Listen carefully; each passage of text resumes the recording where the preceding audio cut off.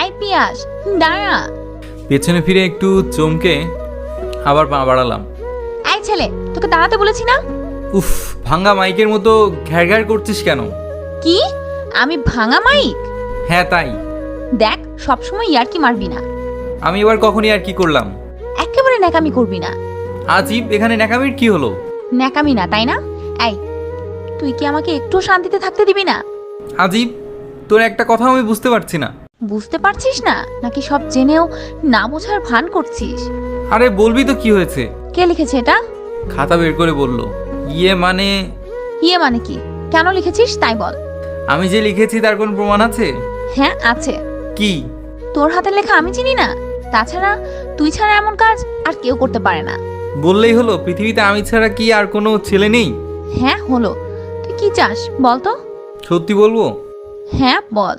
তোকে চাই। কি বললি তুই? তোকে আর কতবার বলবো, আমার মন গলানো অত সহজ নয়। আমি ওসব প্রেম ভালোবাসায় ইন্টারেস্টেড নই। একবার প্রেমে পড়ে দেখ, তোকে চা এনে দিব। থাক, বাংলা ফিল্মের ডায়লগ বন্ধ কর, বেয়াদব। সত্যি রে, তোকে পেলে লেখাপড়ায় ছেড়ে দিতাম। শুধু তুই আর আমি, আর কেউ নয়। উফ, কি সুন্দর হবে বলতো?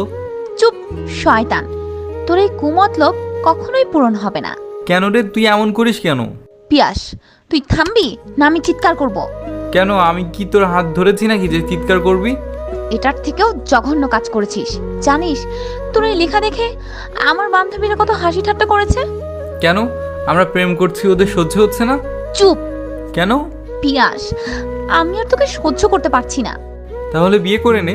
দেখ পিয়াস, আমি কিন্তু প্রিন্সিপালের কাছে কমপ্লেন জানাবো এবং প্রয়োজনে তোর বাসায় জানাবো। হ্যাঁ, জানাতে পারিস, কোনো সমস্যা নেই। তুই জানিস না আমি কিন্তু সত্যিই এটা করতে পারি। জানি তো। জানিস মানে? এমন নির্লজ্জের মতো কথা বলছিস কেন? ভালোবাসি বলে আত্মবিশ্বাস আছে। যেমন? তুই কখন এটা করতে পারবি না। দেখ পিয়াস, তুই ফাজিল হলেও লেখাপড়ায় ভালো বলে সব সময় মাপ করে দেই, কিন্তু তোর বাড়াবাড়ি কিন্তু সীমা ছাড়িয়ে যাচ্ছে। বুঝতেই যখন পারছিস তখন একবার বল না ভালোবাসি। ভালোবাসি বলবো, তাও আবার তোকে? কেন, আমি কি আবুল নাকি যে ভালোবাসি বলতে পারবি না? তার থেকেও জঘন্য। তাহলে আর কি, জঘন্য মানুষটাই তোকে বিয়ে করছে, দেখে নিস। এটা বলেই হাঁটা দিলাম। এই পিয়াস, দাঁড়া বলছি। চলে আসলাম। আর একটু দাঁড়ালে ঝগড়াটা চরম সীমায় পৌঁছে যাচ্ছিল। একটু পরে রাস্তার মাঝখানে হয়তো সিন ক্রিয়েট করতো, কারণ এরকম করতে করতে আমি অভ্যস্ত হয়ে গেছি। সত্যি মাঝে মাঝে ভাবতে অনেক অবাক লাগে, মেয়েটার পিছনে এতদিন ঘুরঘুর করছি একটু ভালোবাসা পাবো বলে, কিন্তু রাজিই হয় না। তবুও অবাক লাগে, মেয়েটিকে এত জ্বালায় তবুও কখনো কাউকে কিছু বলে না।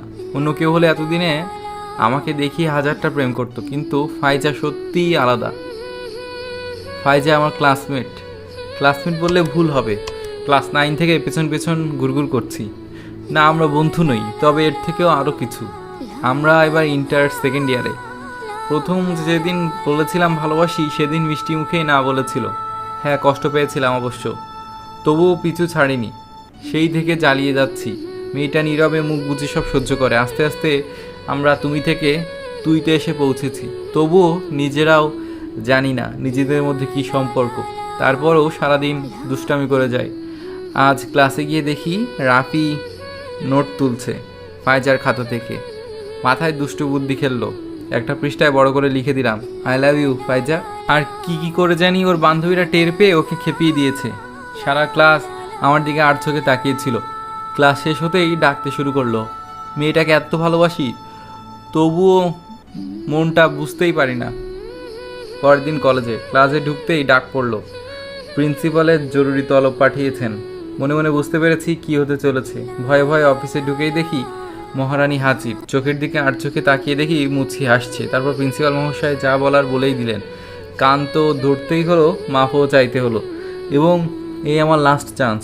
কষ্ট পেয়েছি অনেকটা, তবুও কেমন অদ্ভুত কারণে ভালোই লাগছে এটা ভেবে যে আমি আজ অপরাধী হয়ে গেলাম। হ্যাঁ, অনেকটাই বাড়াবাড়ি করে ফেলেছিলাম মেয়েটার সাথে। ভুলেই গিয়েছিলাম জোর করে সব কিছু পাওয়া যায় না। হয়তো আমি মাফ নাও চাইতে পারতাম, তবুও এতটুকু আমার করা উচিত ছিল মেয়েটির কাছে। আমি মোটেও অনুতপ্ত নই। আমি দোষে ছিলাম, শাস্তি পেয়েছি, তাই ভুল শুধরে নিয়েছি। নিয়মিত ক্লাস করি, সব কিছুই আগের মতো। শুধু ওকে দেওয়ার সময়গুলো মাঝে মাঝে ফুরাতে চায় না। না, আমি ভুলিনি ওকে, প্রতিদিনই তো লুকিয়ে দেখি কত হাসি খুশি থাকে মেয়েটা। এটাই তো চেয়েছিলাম আমি, সারাদিন ক্লাস করে বাসায় ফিরি। কলেজে থাকাকালীন সময়টুকু শুধু বন্ধুরাই থাকে। স্বাভাবিক জীবনে কতটা আসতে পেরেছি জানি না, তবে ফাইজার হাসি মুখটা দেখে সব কিছু ভুলে যাই।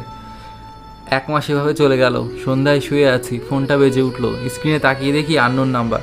2বার রিং হওয়ার পর রিসিভ করলাম।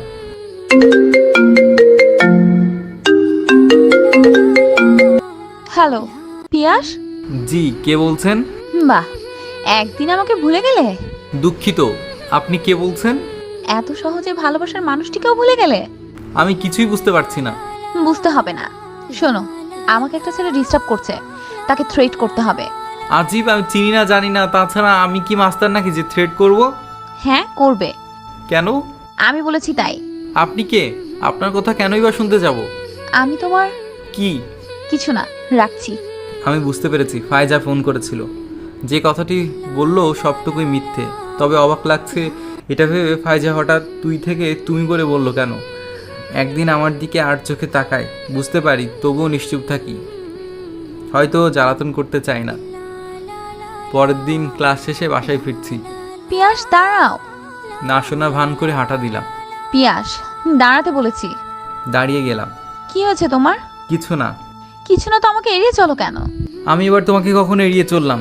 হ্যাঁ এড়িয়ে চলো তো। কদিন আগে তো পিছন পিছন ঘুরঘুর করতে, সারাদিন জ্বালাতে। সেদিনের ওই ঘটনার পর থেকে তুমি আমার সঙ্গে ভালো করে কথা বলা তো দূরে থাক, তাকাও না পর্যন্ত। এমনি আমি আমার ভুল বুঝতে পেরেছি। তোমাকে একটা কথা বলবো, সময় হবে শোনার? বলতে পারো। সেদিন প্রিন্সিপালকে কে রিপোর্ট করেছিল আমি জানি না।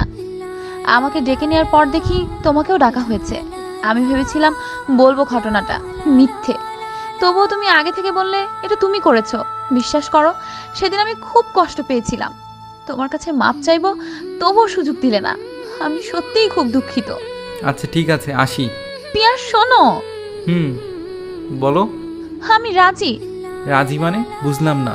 যার জন্য এত কিছু, যার জন্য সেই ক্লাস 9 থেকে আমার পিছনে ঘুরছো, যার জন্য অন্য কোনো কলেজে ভর্তি হয়নি, যার জন্য গ্রুপ চেঞ্জ করলে, যার জন্য একই ব্যাচে পড়তে, যার জন্য প্রতিদিন ছুটে যেতে বাসার সামনে, আমি আর অবহেলা করতে পারছি না। বিশ্বাস করো, আমি পরাজিত তোমার ভালোবাসার কাছে। এ কদিনে বুঝেছি হাসি ঠাট্টা হলেও কতটা জড়িয়ে গেছি তোমার সাথে। আমি সত্যিই রাজি তোমার কাছে ধরা দিতে। কিন্তু আমি রাজি নই। তাহলে এত কিছু করলে কেন? জানি না। তুমি সত্যি কি ভালোবাসো না? জানি না, এটা বলে হাঁটা দিলাম। পিয়াস তুমি এভাবে চলে যেতে পারো না। কেন পারি না? কারণ কেউ একজন তোমাকে ছাড়া থাকতে পারবে না। আমিও তো এই কথাটাই বলেছিলাম একদিন। সেদিন অবুঝ ছিল বলে সত্যিকারের ভালোবাসা দূরে ঠেলে দিতে চেয়েছিলাম, কিন্তু আজকে আমি আর হারাতে চাই না। হাতটা বাড়িয়ে দিলাম, হাতে হাত রেখে কেঁদে ফেললো। ভালোবাসি খুব। আমিও ভালোবাসি। হাতটা ধরে সামনে এগিয়ে যাচ্ছি, মাঝে মাঝে চোখের দিকে তাকিয়ে মুচকে হাসছে। এটাই তো চেয়েছিলাম, ওকে নিয়ে কিছু সুখের মুহূর্ত, কিছুটা পথ পাশাপাশি চলবো। সত্যি আমি পেয়েছি তাকে। প্রিয়জন দূরে গেলে বোঝা যায় মর্ম। ভালোবাসা তখন বেদনায় ভরিয়ে তোলে। কিছুটা আকাঙ্ক্ষা মনটাকে কুড়ে খায়। মনে হয় সব ভুলে বলে দেই না বলা কথাটা, পাড়ি দেই নতুন স্বপ্নের পথে।